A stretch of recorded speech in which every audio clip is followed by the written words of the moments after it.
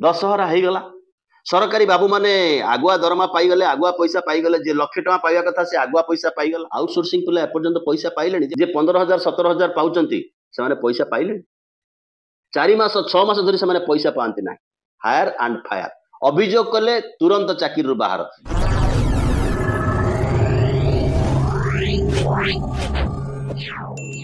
ओडिशा रे मध्य 96,485 पद खाली अच्छी किंतु पिला आउटसोर्सिंग रे काम कर दशहरा हो गला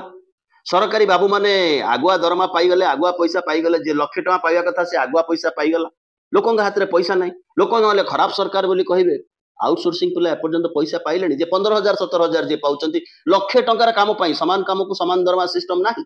जे 15,000 17,000 पाउचंती से माने पैसा पाइले 4 मास 6 मास धरी से माने पैसा पांती ना हायर एंड फायर अभियोग कले तुरंत चाकरी बाहर समान अवस्था लद्दाख रे मध्य जो कथा लद्दाख रो युवकों को हिंसामुखी कराई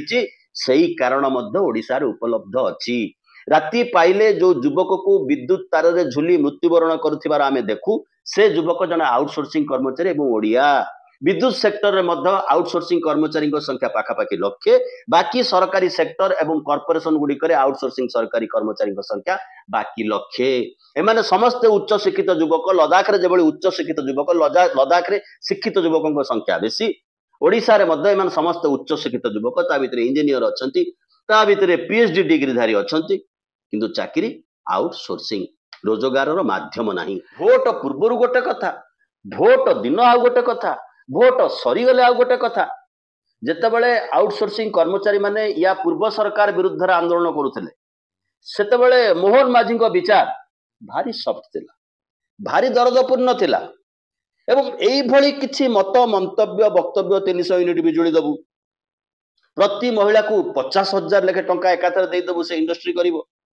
प्रति आउटसोर्सिंग पिला को स्थायी कर दो से हिसाब रे भोट दबार विचार मध्य बदली डॉक्टर पात्रा एते संवेदनशील बेरोजगार युवकों प्रति तबे डॉक्टर पात्रा टिके मुख्यमंत्री को ये कथा मध्य मन पकई दियंतु चाकरी आउटसोर्सिंग रोजगार माध्यम नहीं रोजगार मागिबा रोजगार अधिकार मागिबा